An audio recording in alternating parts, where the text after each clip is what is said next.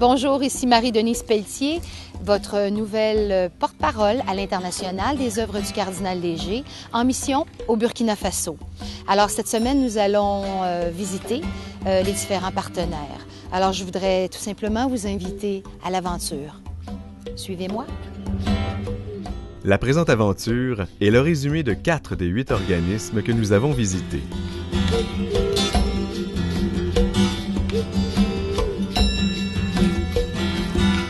Le Centre féminin d'initiation et d'apprentissage au métier, le CEFIAM, a été créé en 2003. Son objectif est de permettre aux femmes d'obtenir une formation professionnelle dans des métiers non traditionnels afin de favoriser l'égalité entre les genres et améliorer les conditions économiques des femmes. Quand j'ai visité le CEFIAM, ce qui m'a impressionné, c'est de voir toutes ces femmes-là, évidemment, dans des métiers non traditionnels. Bon, nous, au Québec, on est habitués de voir des femmes en mécanique, mais là-bas, il n'y en a pas. Ce sont les premières femmes, donc je pense que c'est important d'encourager des mouvements, ces projets-là qui s'adressent exclusivement aux femmes. Tous mes camarades étaient secrétaires, surveillants, enseignants, tout. Et moi, j'ai fait la tôlerie peinture. Et une formation que personne d'entre nous n'avait pas encore fait, que une fille dans ce pays n'avait pas encore fait. Donc, je ne voulais pas dire que je fais ce métier, mais maintenant, si je l'ai dit, depuis ma 2e année, je prends mon courage à 2 mains. Je l'ai dit, voilà, je fais la tôlerie peinture. Et la plupart des gens m'applaudissent que c'est très bien. Ils m'encouragent de bien continuer. Et voilà. Il y a beaucoup de choses qui ont quand même changé. J'ai appris beaucoup de choses en tôlerie, en peinture. J'ai appris aussi à souder. Voilà. Et on a fait des stages l'année passée et ça nous a permis de connaître encore beaucoup d'amis. Voilà. On s'en sort vraiment bien. Ça va. Et on est apprécié.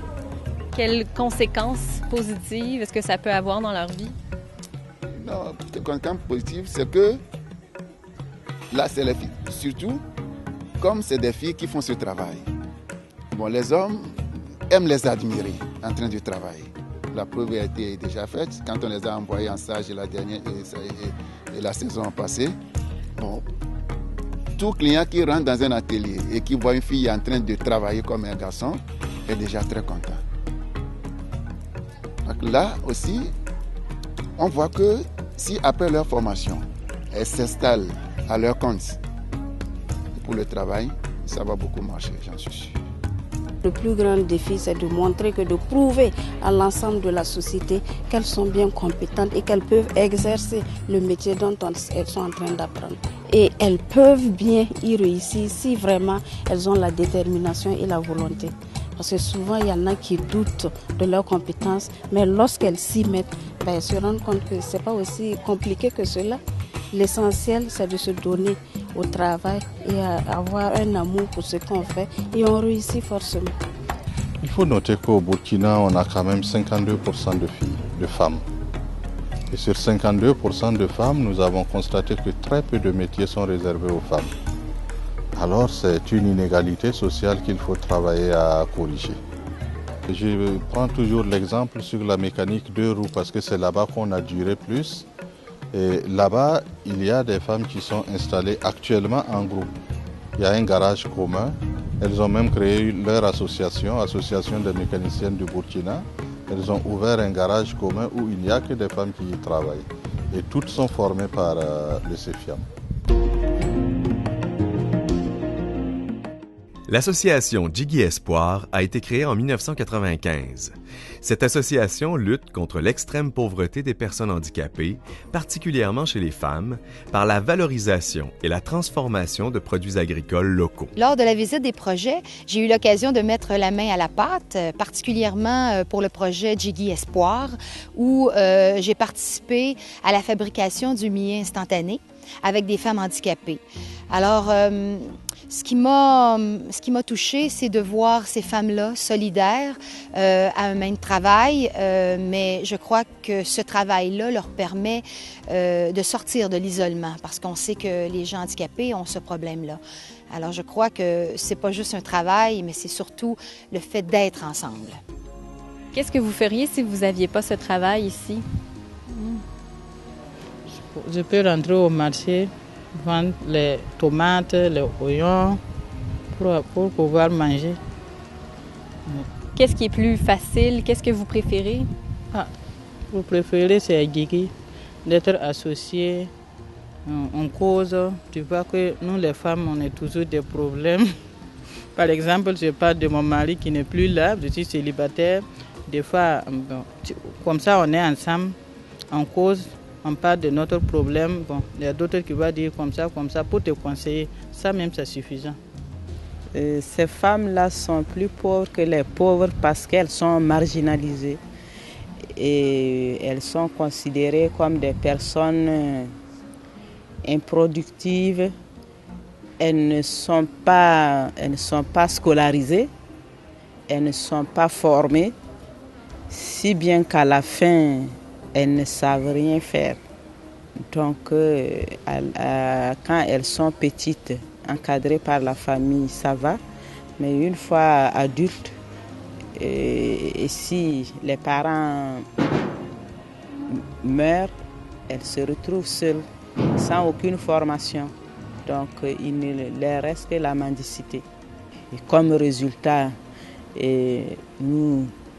ça nous a aidé beaucoup à nous insérer dans le milieu des entrepreneurs parce qu'avec leur appui, nos produits étaient maintenant présentables. On avait des produits de qualité. Donc, ça nous a permis de pénétrer dans le milieu des entrepreneurs. Aujourd'hui, on ne se regarde plus comme des personnes handicapées, mais comme des entrepreneurs. Vous avez des céréales. Et dans les céréales, on a particulièrement le mil et le maïs qu'on utilise beaucoup. Ensuite, il y a le bissap qu'on transforme aussi. Il y a le piment. Et gingembre, voilà. C'est la liste de nos produits comme ça. Bon, c'est la matière première comme ça et qui donne plusieurs produits. Moi, mon souhait est que ces femmes arrivent à prendre soin de leurs enfants et pouvoir les scolariser comme les autres enfants.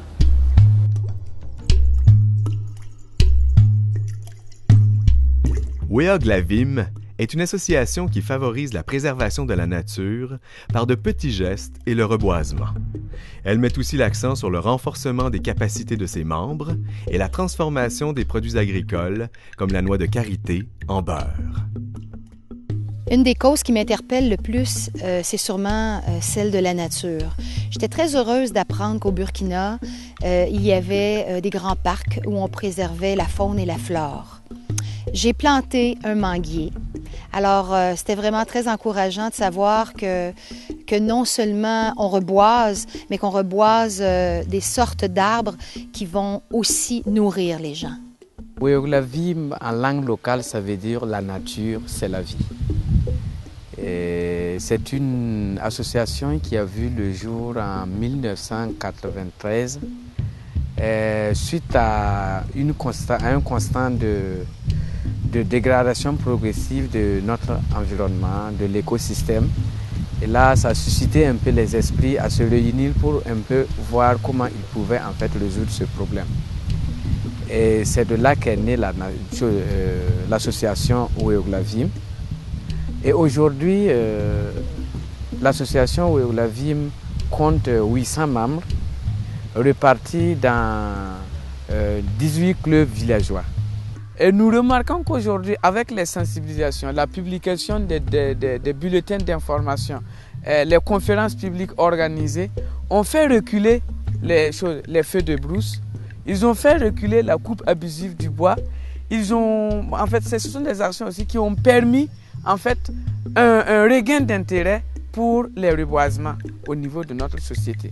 Et là, quand on compare un peu notre nature avant ce projet et maintenant, on voit quand même qu'il y a vraiment le couvert végétal se reconstitue peu à peu et c'est vraiment très encourageant. Puisque déjà quand on prend le cas des pépinières villageoises que nous avons installées, on a actuellement une capacité de production de près de de 55 000 plants par an.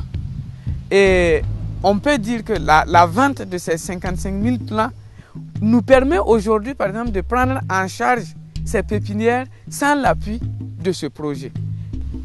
On souhaite vraiment que l'autre phase que nous sommes en train d'entamer, nous le fassions en compagnie des mêmes partenaires.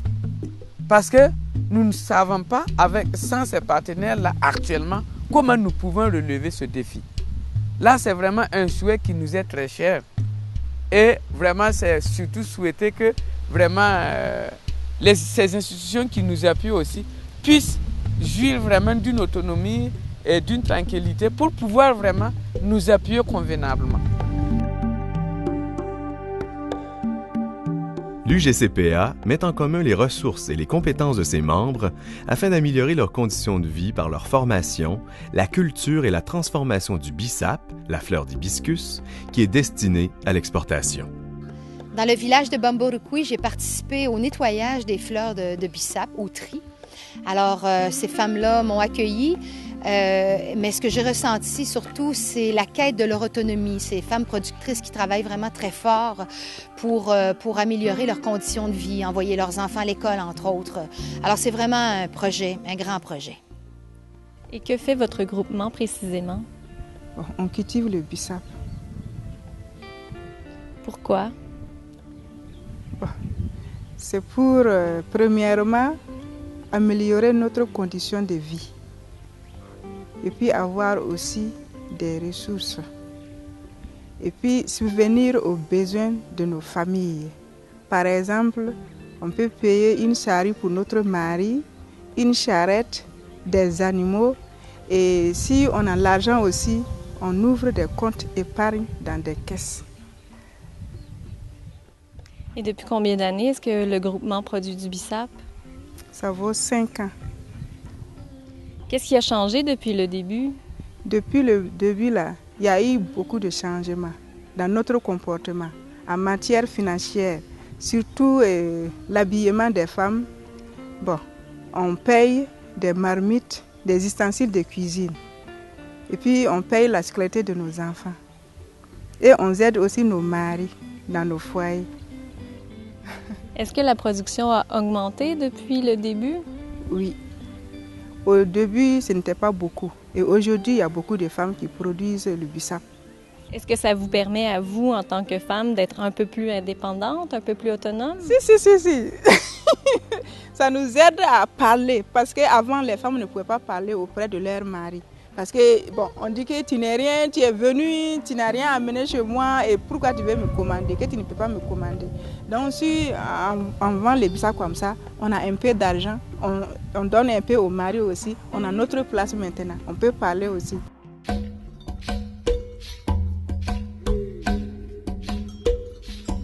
Alors voilà que s'achève l'aventure. Vous avez donc vu, comme moi, que l'argent investi ici au Burkina Faso sert à de belles causes, de causes nobles, mais il reste encore beaucoup de travail à faire, beaucoup d'énergie à investir, beaucoup de gens à aider. Alors pour ça, évidemment, on a besoin de vous. On a besoin de vos dons pour que puissent survivre et grandir les œuvres du cardinal.